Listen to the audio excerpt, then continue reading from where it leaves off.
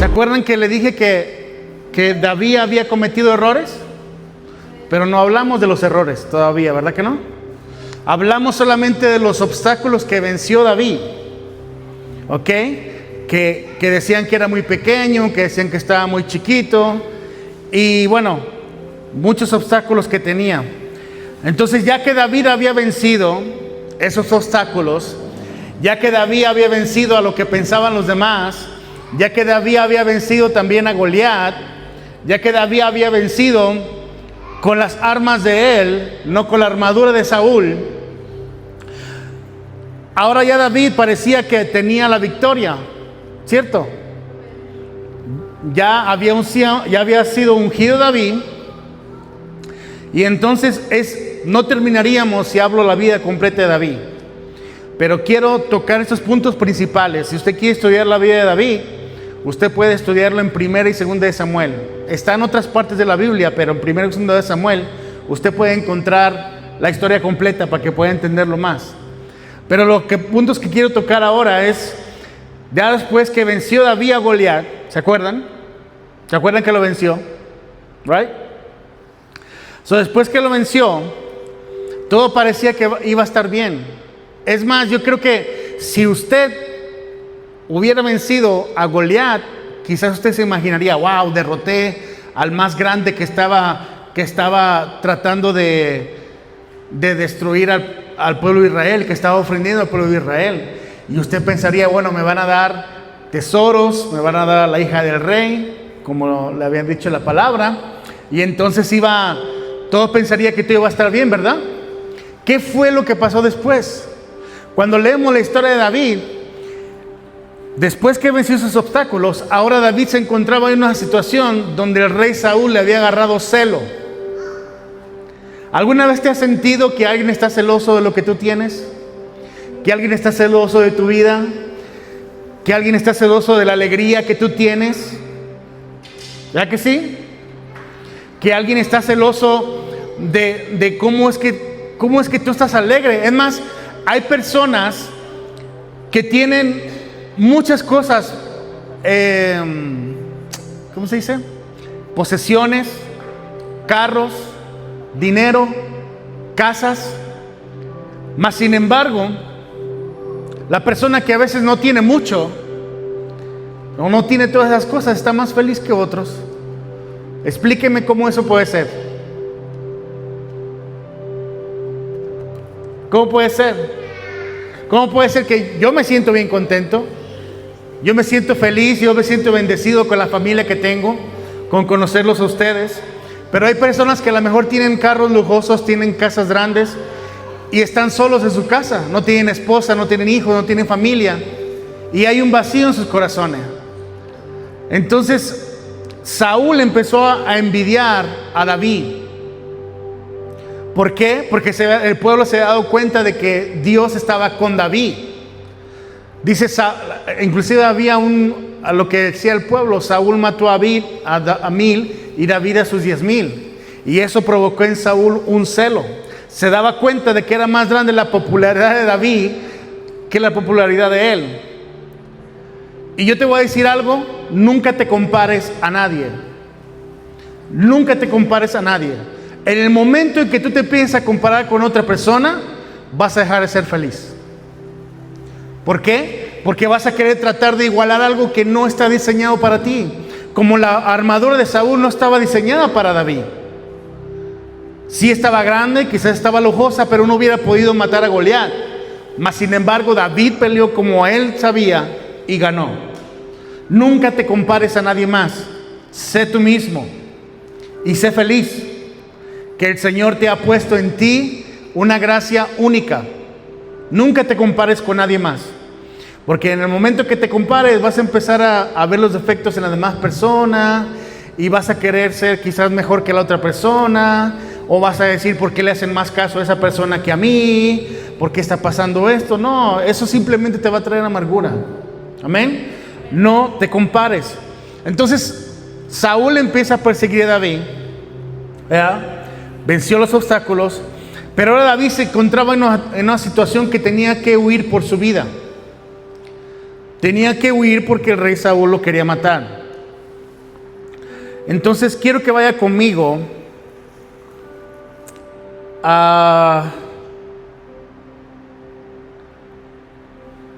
vamos a 2 de Samuel, capítulo 5, vamos ahí primero. Que no apunté el versículo. Yo siempre decía, ¿por qué los predicadores no apuntan el versículo? Y ahora me pasó a mí.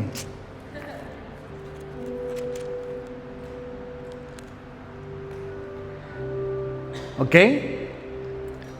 2 de Samuel, capítulo 5. Entonces vemos del 5 al 7, es muy largo. Entonces del 5 al 7, quiero que lo apunte y se lo lleve, porque en esa parte de la Biblia habla acerca de que David empezó su reinado. Versículo 4 dice, era David de 30 años cuando comenzó a reinar y reinó 40 años. En Hebrón reinó sobre Judá 7 años y 6 meses, y en Jerusalén reinó 33 años sobre todo Israel y Judá. Amén. Entonces, David empieza el reinado. Después de que lo quería matar, no le quiero contar esa historia porque está un poquito larga, porque quiero avanzar y no tengo mucho tiempo.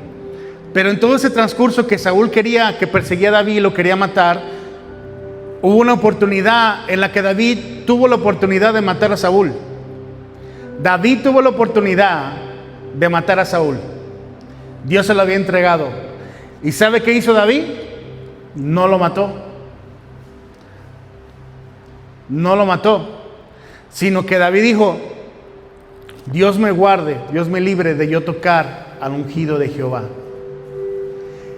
Y eso nos trae una enseñanza para muchos de nosotros, como yo creo que se los he dicho antes.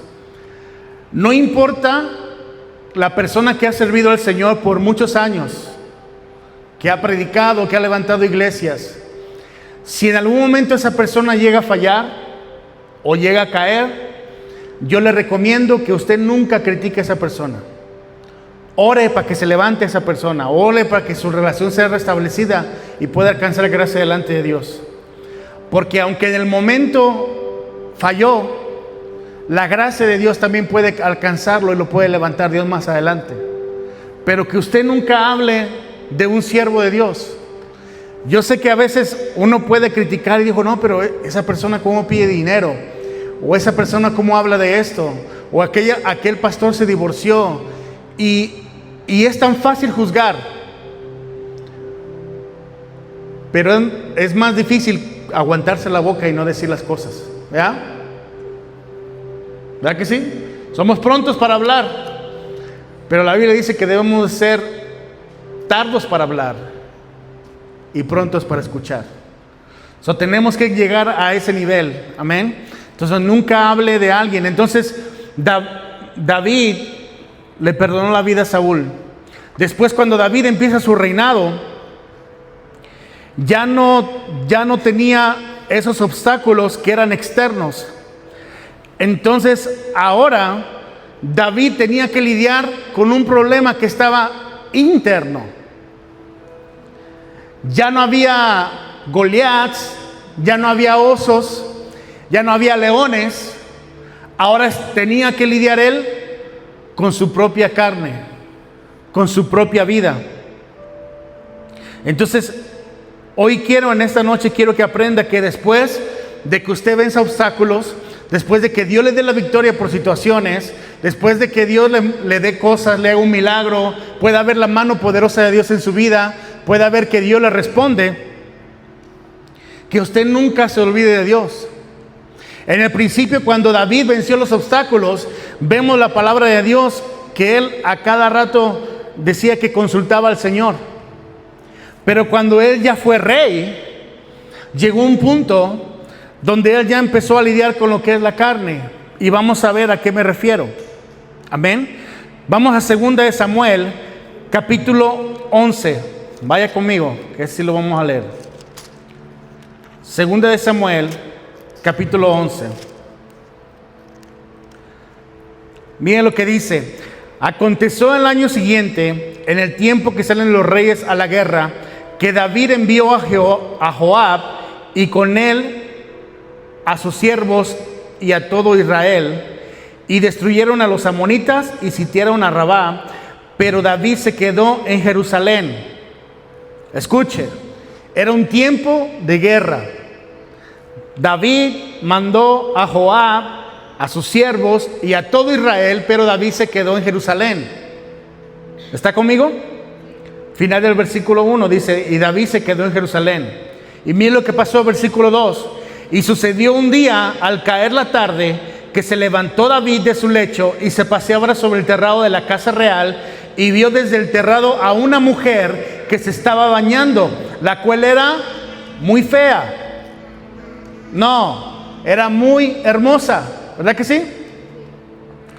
Versículo 3. Envió David a preguntar por aquella mujer, y le dijeron, aquella es Betsabé, hija de Eliam, mujer de Urías, Eteo.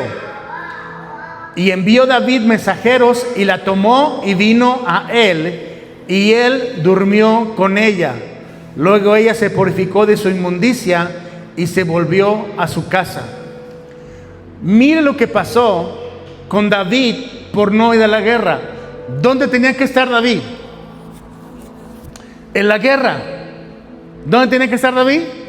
Ayúdenme a predicar, porque si no aquí nos dormimos todos, yo me duermo también. ¿Dónde tenía que estar? En la guerra.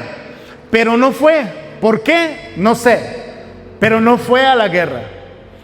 Mandó a todos, se quedó con él. Entonces, ¿qué pasa? Sale David en su reinado, y cuando va paseando por su reinado se encuentra una mujer que estaba bañando. La vio, me imagino que había estado un poca ropa, no sé. La vio, le gustó, la codició y después la mandó a llamar para que estuviera con él. Dos cosas que tenemos que aprender ahí. Hay muchas enseñanzas. La primera, siempre tienes que estar alerta de que estamos en una guerra espiritual. Siempre está alerta en cualquier lado. Agarras tu teléfono, ves la televisión, agarras la tablet, vas al restaurante, vas a la tienda. Siempre va a haber una tentación, siempre va a haber algo que te puede llamar la atención y te puede distraer. Ten cuidado con lo que ves. Ten cuidado en dónde andas. Ten cuidado dónde te metes. Ten cuidado cuando no vienes a la iglesia y deberías estar en la iglesia. ¿Sabe que cuando usted no va a la guerra, usted está susceptible al ataque del enemigo? Porque si no estás ocupando tus cosas en las cosas de Dios, en algo más se va a ocupar tu tiempo. Pero la casa no va a estar vacía. Diga conmigo, la casa no va a estar vacía. No va a estar vacía. Si no lo ocupas con cosas de Dios, se te va a ocupar con otras cosas, pero no va a estar vacía. Entonces David no fue a la guerra. Y como no fue a la guerra, se paseó por su reinado, vio a esta mujer. Diga conmigo, la vio. La vio. Le pregunto a usted, ¿cuántas veces ha visto cosas que le llaman la atención que no son de Dios? ¿Sí o no? En el teléfono. No vamos lejos, en el teléfono. Cuando vas por el supermercado, cuando vas al mall, ves cosas y le voy a decir algo. Cuando usted ve algo, sí o no que le vienen pensamientos a la mente. ¿O soy el único yo que a mí vienen pensamientos? No, porque cuando uno ve, uno empieza a pensar en cosas. Por eso tienes que tener cuidado con lo que ves. Porque si primero lo ves, después lo piensas, como el caso de David.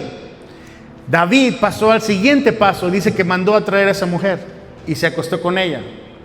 Igual, tú ves, tú piensas, y si no sabes cortar lo que te viene al pensamiento, puede ser que lo lleves a los hechos, y ahí es donde puede venir tu destrucción, donde puede venir tu problema, donde se puede destruir tu familia, donde se pueden destruir aún tus hijos, donde se puede destruir tu matrimonio, donde puede lastimar tus hijos, perder el trabajo, todo simplemente por lo que empezaste viendo.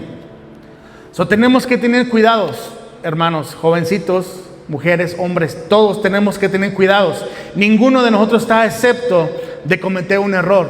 ten cuidado con lo que ves, ten cuidado con lo que piensas. Yo sé que en este mundo en el que estamos, a las cosas que son buenas las llaman malas, y a las que son malas las llaman buenas. Estamos expuestos a un montón de cosas. Lo vas a ver, a lo mejor el pensamiento va a venir, pero no dejes que pase del pensamiento, repréndelo. Dice la palabra que nos tenemos que transformar en nuestra mente, renovarnos. Entonces va a venir, o sea, no te sientas mal cuando te venga el pensamiento. Lo que tienes que hacer ahí es cortarlo y no darle entrada. En el momento que le des entrada, se empieza a formar, y si empiezas a jugar con eso, después se va a hacer más grande y después no lo vas a poder controlar. Amén. Entonces a David le pasó esto. Cuando David mandó a traer a la mujer, se acostó con ella, y después dice que la mujer, versículo 5, concibió a un hijo y y se lo dejó saber a David, diciendo: estoy encinta, o sea, estoy embarazada. Entonces David, versículo 6, envió a decir a Joab: envíame a Urías Eteo. Y Joab envió a Urías a David. Amén. Entonces mire lo que está pasando aquí. David se da cuenta del error que acaba de cometer.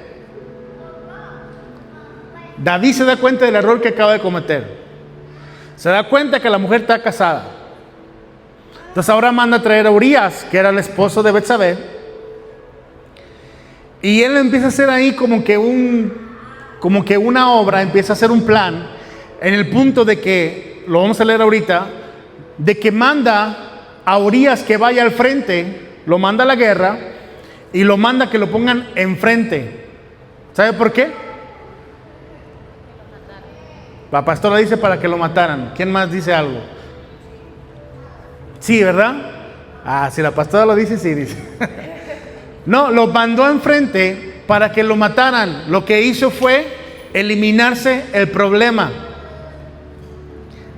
Eliminarse el problema, pensando que matando al esposo nadie se iba a dar cuenta de lo que había pasado.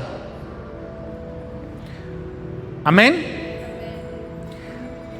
Mire lo que dice el versículo 12. Y David dijo a Urías: quédate aquí aún hoy, y mañana te despacharé. Y se quedó Urías en Jerusalén aquel día y el siguiente. Y David lo convidó a comer y a beber con él hasta embriagarlo. Y él salió a la tarde a dormir en su cama con los siervos de su señor, mas no descendió a su casa. Versículo 14. Venida la mañana, escribió David a Joab una carta, la cual envió por mano de Urías. Y mire lo que le manda a decir. Versículo 15. Poned a Urías al frente. ¿Dónde lo mandó a poner? Al frente, dice, en lo más recio de la batalla. O sea, donde está la candela. O sea, donde le va a tocar los primeros trancazos, como quien dice, los primeros golpes.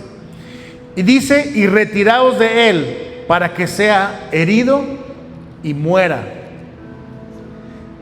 Dígame si sí o no, David ya había planeado para que Urías muriera en ese momento. ¿Usted se atrevería a hacer eso? ¿Usted se atrevería a poner a alguien en una situación para que lo mataran? No, no, ¿verdad? Eso es algo que dices, es una locura, eso es un pecado grande, ¿cierto? Ahora, y encima de esto, no olvidemos que le había quitado la mujer a Urías, que se había acostado con ella. Ahora la manda para que lo mataran. Y después, pues Urías murió. Ahora mire esto. A Dios no le podemos esconder nada. Nada de lo que nosotros tenemos. Nada le podemos esconder. Ni nuestras debilidades, ni lo más que pensamos que Dios no lo ve, no lo podemos esconder. Y Dios manda al profeta Natán. Y el profeta Natán amonesta a David. Ahora, esta historia es bien larga y podríamos sacar otra prédica de aquí.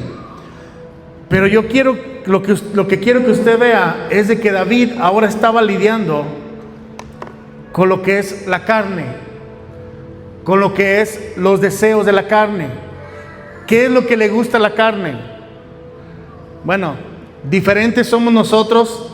A cada quien quizás le tenía debilidades diferentes. ¿Quién decía malas palabras antes? Tú y yo, los pastores, somos los únicos que eran pecadores. Yo decía malas palabras. A lo mejor alguien tenía una debilidad por alcohol. A lo mejor alguien tiene debilidad por mujeres. A lo mejor alguien tiene debilidad por hombres. De lo que sea que Dios lo haya rescatado, todos tenemos una debilidad en la carne, ¿cierto? Algunos son más enojones, a algunos les gusta pelear, a algunos les gusta la gritería. Pastora, deja levantar la mano, que me pone nervioso. A algunos les gusta la pelea, a algunos les gustan los trancazos. A algunos les gusta coquetear. O sea, cualquiera que haya sido tu debilidad, todos tenemos una batalla con la carne. O sea, encima de que batallamos, tenemos una guerra espiritual, tenemos una guerra en la carne. Y yo creo que es una predicación que va a traer, una enseñanza que va a traer la pastora este domingo, no se lo puede perder, acerca de lo que es el viejo hombre y el nuevo hombre. O sea, no se lo pierda, va a estar bueno. Entonces, para que usted entienda qué es lo que batallamos todo el tiempo. Entonces, Natán, Dios le habló y lo mandó a amonestar a David. Natán sabía lo que David estaba haciendo. Natán sabía de que David no estaba yendo por el camino correcto. Entonces, a causa de ese pecado, le nació un hijo. Y David tuvo otros hijos, ¿verdad? Pero a causa de la consecuencia del pecado de David, tuvo consecuencias. ¿Cómo es? Por el pecado hubo consecuencias. Quiero que usted sepa que Dios nos perdona nuestro pecado, pero quizás muchas veces vamos a tener que lidiar con consecuencias. Lamentablemente, siempre vamos a tener que lidiar con consecuencias. A cada acción hay una reacción. A alguien que quizás asesinó a alguien y viene a los caminos del Señor, Dios lo puede perdonar, ¿verdad que sí? Por su gracia, si él se arrepiente de corazón. Pero la consecuencia de lo que hizo, quizás lo va a tener que llevar, va a tener que ir a la cárcel y pagar tiempo en la cárcel. A menos de que Dios tenga un plan con él y lo saque y lo lleve a otro lado. Pero cada pecado de nosotros va a tener una consecuencia. Entonces a David lo siguieron las consecuencias y él tuvo muchos problemas con sus hijos. Y uno de los hijos que vamos a hablar se llama Absalón. Absalón era uno de los hijos de David. Él tuvo bastantes hijos, pero él tuvo debilidades en su familia. Él no supo corregir a sus hijos, padres que están aquí. Y ustedes jóvenes, cuando sean padres, tienen que, yo sé que queremos a los hijos, pero nosotros parte de quererlos es corregirlos. Si no los corregimos nosotros, alguien más lo va a corregir.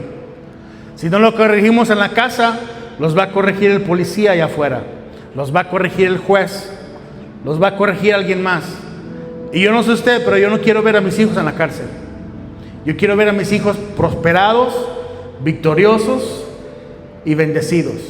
¿Usted también? Amén. Yo también los quiero ver a sus hijos igual, de la misma manera, bendecidos, prosperados y en victoria. Entonces David no pudo corregir a sus hijos. No supo cómo manejarlo. Ahora, tampoco es que David tenía 1, 2 o 3 hijos. David tenía bastantes hijos, bastantes.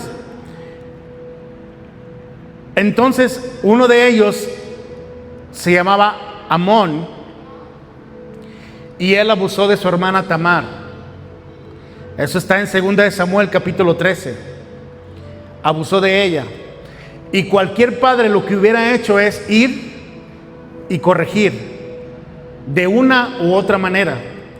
Mas sin embargo el rey David no hizo nada. Dice que él supo de lo que había pasado y lo dejó así. Y dice que pasó tiempo y había otro hijo que se llamaba Absalón. Y ese hijo, cuando vio que su papá, el rey David, no hizo nada para corregir a Amón, dice que él vino e hizo un plan de tal manera que mató a su hermano Amón, el que había abusado de Tamar, porque Tamar le fue a decir a Absalón lo que había pasado. Y como el rey David no hizo nada, Absalón vino y se metió y mató a su hermano. Y entonces, en vez del rey David venir y corregir a Absalón de lo que había hecho, guess what? Tampoco hizo nada. Al contrario, dice la palabra de Dios que él se pasó llorando y llorando y llorando por la muerte de Amón, el que había abusado de Tamar, porque le habían matado al hijo. Entonces Absalón, cuando mata a Amón, dice que salió huyendo y se fue a otra ciudad, porque él tenía miedo de que le fuera a tener consecuencias. Mas sin embargo el rey David no hizo nada. Entonces nosotros tenemos que, primero que nada, tener un principio de justicia. Tenemos que cuidarnos de nuestra carne, pero tenemos que tener un principio de justicia, saber cuando hay que corregir, saber cuando tenemos que pedir perdón, saber cuando tenemos que exhortar o regañar a nuestros hijos, saber cuando nosotros mismos tenemos que corregirnos y alinear nuestro paso con Dios, porque si no lo sabemos hacer, vamos a tener consecuencias. Y si ignoramos el pecado, si no hacemos disciplina, si no hacemos corrección, si no aplicamos la justicia, todo se va a salir de control. Todo se va a salir de control. Así como David no corrigió a Amón, por lo tanto, Absalón mató a Amón, Absalón se fue, entonces tampoco buscó perseguir a Absalón y corregirlo, entonces ya todo se le estaba saliendo de control. Y estuvo a punto de perder su reinado. Tenía una relación dañada con su hijo. Después de que Absalón huyó, mire lo que trató de hacer David, porque fue Joab el que le aconsejó. Joab quería restaurar la relación de David con Absalón, y él hizo un plan ahí para que David fuera movido a misericordia y mandó a buscar a Absalón. Allá donde estaba apartado, él lo mandó a buscar. Vaya conmigo a 2 de Samuel 14:24, porque me está viendo así con cara como que no le creo, pastor. 2 de Samuel 14:24.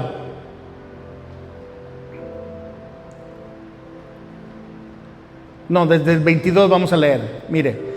Y Joab se postró en tierra sobre su rostro e hizo reverencia, y después que bendijo al rey, dijo: hoy ha entendido tu siervo que he hallado gracia en tus ojos, rey, señor mío, pues ha hecho el rey lo que yo su siervo ha dicho. Ese fue el consejo que Joab le había dado a David, que mandara a traer a Absalón.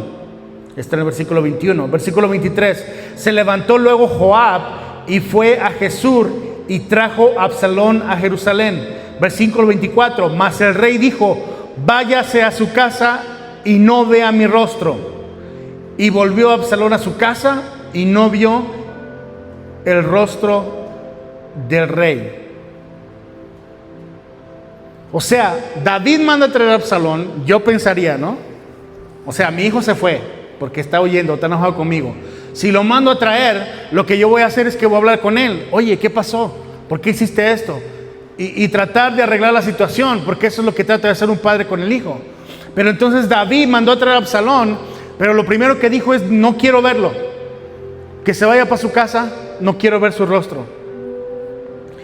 Y más adelante nos habla la palabra de que pasó un tiempo, y entonces Absalón, porque Absalón era hermoso, dice la palabra de Dios, Versículo 25, porque me está viendo que no es hermoso. Sí era hermoso, mira. Versículo 25. Y no había en todo Israel ninguno tan alabado por su hermosura como Absalón. Desde la planta de su pie hasta su coronilla no había en él defecto. Amén. Versículo 28. Y estuvo Absalón por espacio de 2 años en Jerusalén y no vio el rostro del rey. Por 2 años. David no fue ni se acercó a Absalón, ni habló con él, ni nada. Es de esas personas de que si no hablas del problema, piensan que se va a resolver solo el problema. Yo era de esos. Yo era de las personas que cuando tenía problema con mi esposa, esta no me deja mentir, discutíamos o algo, y yo era de las personas que decía, si yo no hablo, como que el problema va a desaparecer. Como que si no hablamos no hay problema. Entonces el rey David estaba actuando de esa manera. ¿Usted ha conocido a alguien que es así? Que evita hablar de los problemas simplemente para no discutir. Y en vez de hacer eso, lo único que hacen es de que se queda el problema ahí guardado y se va haciendo más grande poquito a poquito. Poquito a poquito. Poquito a poquito se va haciendo más grande. Y ya cuando vienen a ver, ya hay raíces de amargura, ya hay tristeza, ya hay depresión, ya hay cosas que ya no puedes controlar y todo porque no hablaste del problema. Por eso es que a las mujeres les gusta hablar de los problemas, ¿verdad que sí, Pastora Nancy? Y los quieren resolver y quieren hablar. Y yo soy de las personas que evito los problemas. Pero me di cuenta que evitar los problemas no es bueno. Al contrario, se hacen más grandes. Entonces, ¿qué pasa? Pasaron 2 años. David no fue a hablar con Absalón. Y entonces, ahora, lo que pasó con Absalón es que ahora él como que se le subió. Como que dijo, bueno, como que empezó a ver que el pueblo se estaba poniendo del lado de él. Como era hermoso, hablaba bonito, y el pueblo se empezó a ir del lado de Absalón. Y Absalón se empezó a levantar. Y mire lo que pasa en el capítulo 15, vaya conmigo, versículo 1. Aconteció después de esto que Absalón se hizo de carros y caballos y 50 hombres que corriesen delante de él. Y se levantaba Absalón de mañana y se ponía a un lado del camino junto a la puerta, y a cualquiera que tenía pleito y venía el rey a juicio, Absalón le llamaba y le decía, ¿de qué ciudad eres? Y él respondía, tu siervo es de una de las tribus de Israel. Entonces, mire cómo era Absalón, le decía, mira, tus palabras son buenas y justas, mas no tienes quien te oiga de parte del rey. Y miren lo que le dijo Absalón, versículo 4. Y decía Absalón, ¿quién me pusiera por juez en la tierra para que viniesen a mí todos los que tienen pleito o negocio, que yo les haría justicia? Fíjese que él empezó a meter palabras y agarrarse la confianza de la gente. Si creen en mí y yo llego a ser rey, yo les voy a hacer caso y les voy a arreglar todos los problemas. Ahí está el problema de tú decirle a la gente lo que quieren oír. A veces la gente viene a buscar un consejo y tú les das un consejo que es real, que es bueno, pero no es el consejo que ellos están esperando. La mayoría de la gente espera que tú te pongas de acuerdo con lo que ellos quieren escuchar. Pero ¿qué pasa cuando tú le dices, como dice la palabra del Señor, y le dices, eso no es así, eso no es así, tú estás mal? A la gente no le gusta. Muchas veces a la gente no le gusta la justicia. La gente quiere oír lo que ellos quieren oír. Quieren que tú estés de su lado. Entonces Absalón sabía eso, le endulzó el oído al pueblo de Israel y se empezó a ganar la confianza. Y más adelante dice la palabra de Dios que él se levantó con 200 hombres que iban con él y fueron y ofrecieron sacrificios y empezaron una conspiración poderosa en contra de David. Y el pueblo que seguía a Absalón aumentó, versículo 12. aumentó el pueblo que estaba de favor de Absalón. Y entonces, ya David había experimentado lo que era huir del rey Saúl, ¿verdad? Ya se había escondido, ya se había ido, ya sabía que era que lo persiguieran. Entonces ahora su propio hijo lo estaba buscando. Tú te imaginas, bueno, no, se siente feo, ¿verdad? Pero yo me lo imaginé por un ratito y sentí bien feo. Que tus hijos te quisieran hacer daño. ¿Te imaginas que tus hijos te quisieran pegar, que te quisieran golpear, que te quisieran botar de la casa, que te maltrataran, mucho más que te quisieran matar? Este era el caso que estaba pasando con Absalón. No estoy diciendo que Absalón estuviera correcto, pero parte del problema que tenía Absalón era consecuencia de lo que David, el error que David cometió. ¿Qué te quiero decir con esto? Que si tú cometes errores, que todos vamos a cometer errores, pero si no los arreglas, si no resuelves la situación, más adelante se va a hacer más grande el problema. Quizás no contigo, pero esas personas que están contigo van a lastimar a alguien más, o a alguien más. O quizás lo que tú no arreglaste de tus hijos, hombres, se va a ver reflejado en cómo trata a su esposa, cómo trata a sus hijos. O si tú no arreglas eso con tus mujercitas, con tus hijas, se va a ver reflejado en su matrimonio, en sus hijos también. ¿Qué tan importante es que nosotros sepamos arreglar las cosas? Pedir perdón, corregir. Y si pecamos, arrepentirnos. Es tan importante hacerlo para evitar que las cosas se hagan más grandes. Entonces ahora David estaba huyendo de Absalón. Absalón lo estaba persiguiendo porque le quería quitar el reinado. Entonces, yo se lo trato de contar así como si fuera una novela. Porque pareciera como una novela, ¿no? Pareciera sacado como una película o algo. Pero esos errores de David le costaron muchas cosas. Le trajeron muchos problemas. Y aunque en todos esto que estamos hablando, David se humilló y pidió perdón y se arrepintió, pero las consecuencias siguieron.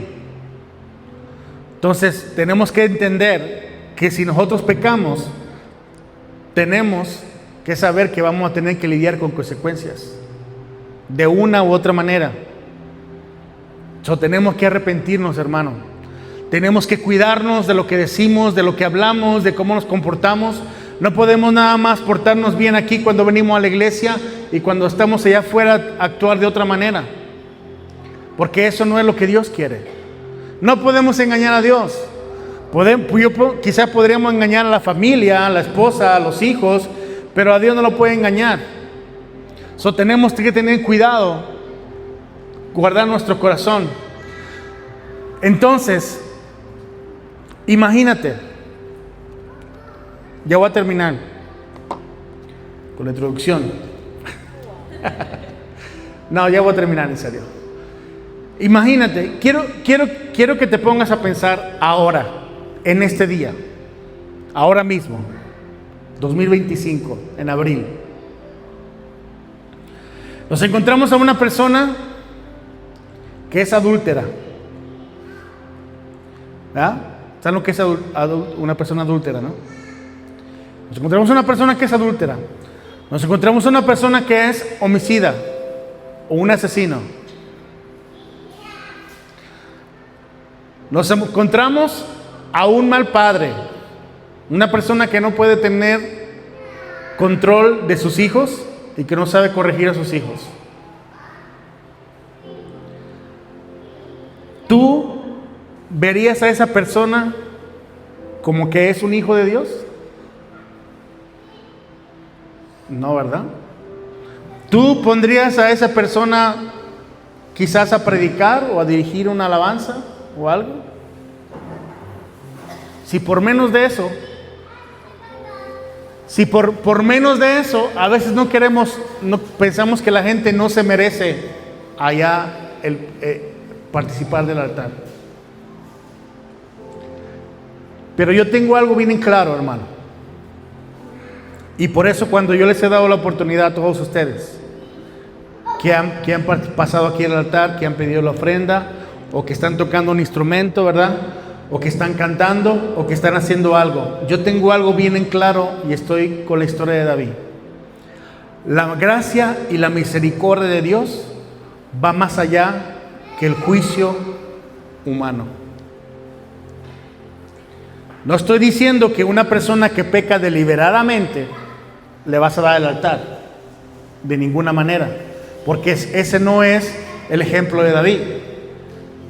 El ejemplo de David ya no habla que volvió a adulterar, ya no habla de eso. Él se arrepintió y no lo volvió a hacer. Del ejemplo de David, quiero que me escuche esto, del ejemplo de David salieron los mejores salmos, los mejores cantos. ¿A cuántos les gusta ese canto de el Señor es mi pastor, nada me faltará? Tremendo. ¿Quién lo escribió? David. El que habita al abrigo del Altísimo morará bajo la sombra del Omnipotente. Y muchos otros salmos que podríamos enumerar. El Salmo 51 creo que es, ¿verdad? ¿Es el 51? El Salmo 51 es un salmo que él escribió después de que se dio cuenta del error que había cometido con Betsabé. Por si no sabía. Salmo 51. Los mejores salmos de David vinieron cuando la cosa se le puso más fea. ¿Qué me enseña eso a mí? Que él tenía un corazón donde se arrepentía delante del Señor. ¿O acaso no dice la palabra que era un hombre conforme al corazón de Jehová? Pero ¿cómo si era un asesino? ¿Cómo si era un adúltero? ¿Cómo si no era un buen padre? Explíqueme cómo es que funciona eso. A lo mejor usted tiene la respuesta y yo no me la sé. ¿Cómo es que funciona eso? Un hombre que era así, adúltero, homicida, no buen padre, era un hombre que era conforme al corazón de Jehová. La clave estaba al arrepentimiento. El que conocía a Dios, el que sabía que si él se humillaba y él se arrepentía, Dios lo iba a perdonar. Ojo, no lo volvió a hacer. Esa es la clave. Ese es el verdadero arrepentimiento. Cuando tú no lo vuelves a hacer. Cuando tú dices, ya estoy cansado y lo cortas. Ese es el verdadero arrepentimiento. Y le tengo una noticia más grande. Vaya conmigo a Mateo 1:1.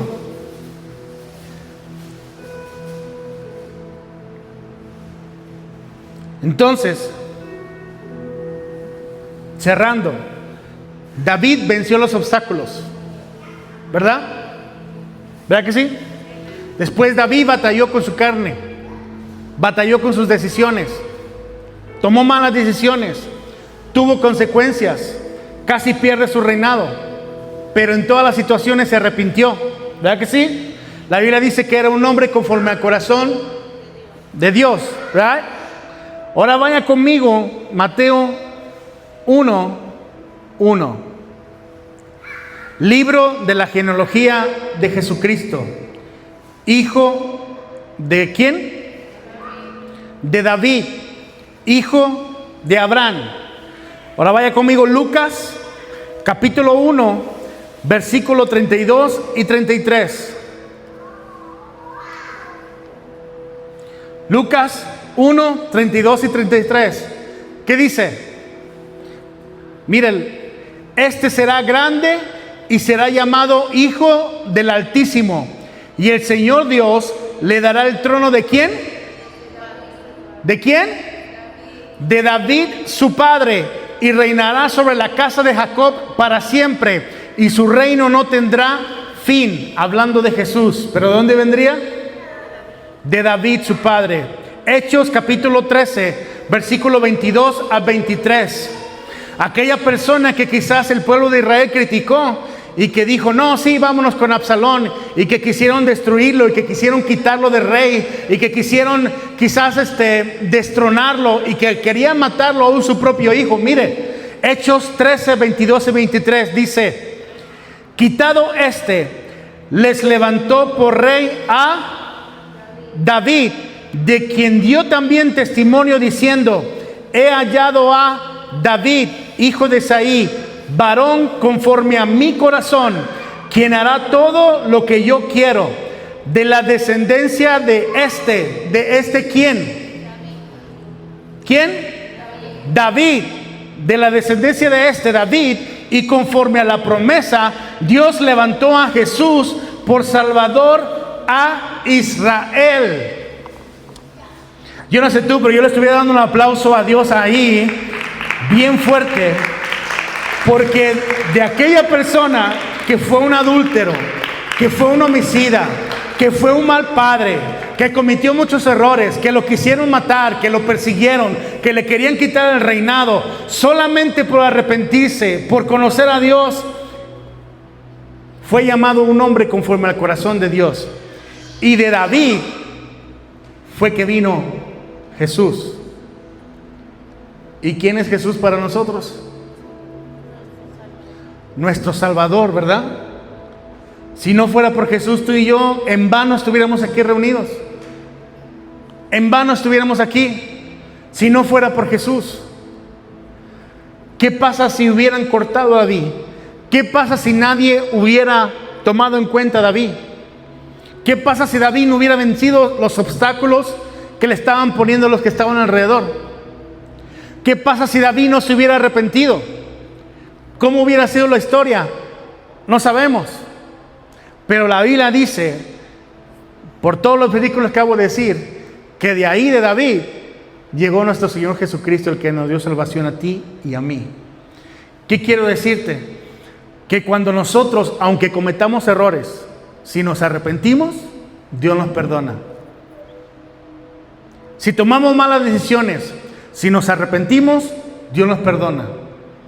Ojo, no lo vuelvas a hacer.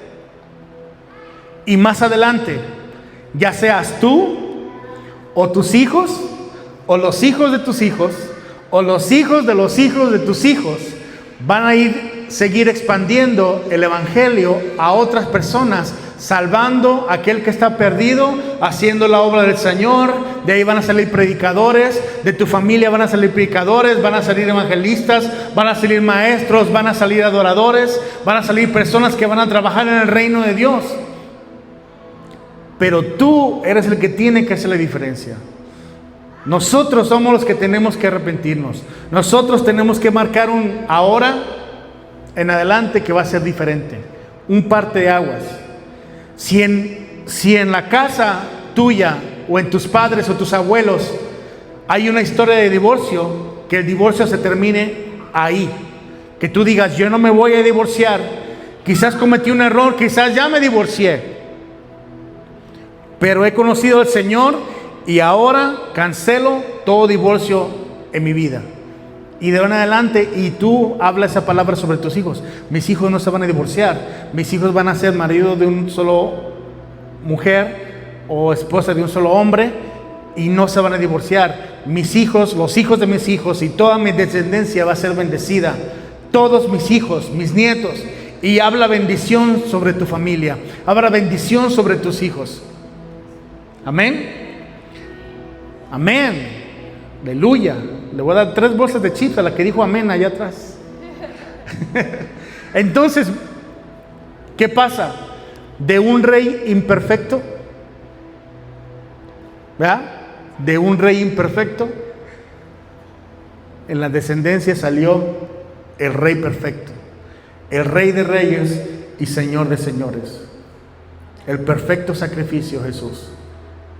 Así que usted nunca anule a nadie. Por más borracho que se vea, usted no diga, no, nunca va a cambiar, es que mi marido nunca va a cambiar, no diga eso. Al contrario, diga, mi marido va a cambiar. A mi marido yo lo voy a ver cantando, a mi marido yo lo voy a ver predicando, a mi marido yo lo voy a ver evangelizando a mi marido, yo lo voy a ver a un nivel mayor. Y usted hable bendición sobre su esposo. No diga, no, ese ya no tiene remedio. O a su esposa, no, esa ya ni volviendo a nacer se compone. No, al contrario. Usted diga, no, mi esposa va a ser bendecida, mi esposa va a ser una mujer de Dios, mi esposo va a ser un hombre de Dios, mi esposo se va a levantar como sacerdote, mi esposo va a enseñar a mis hijos la Biblia, mi esposo se va a levantar a orar por nosotros, mi esposo va a hacerle diferencia y entonces mis hijos van a hacerle diferencia, y empiece a hablar palabras de bendición sobre su familia. Usted haga la diferencia. Quizás usted no vea a su esposo o a su esposa aquí, pero usted diga, un día yo voy a llegar con mi esposo y nos vamos a entrar a la iglesia. Y cuando vea al pastor me voy a reír porque él predicó un día acerca de eso. Y entonces yo la voy a ver y me voy a reír también con usted. Y le voy a decir, denle la gloria a Dios porque Dios es bueno. Pero usted siempre hable palabras de bendición, hermano. ¿Verdad que sí? Por eso nunca tome de menos a nadie. Al contrario, diga, va a hacer cosas grandes para el Señor.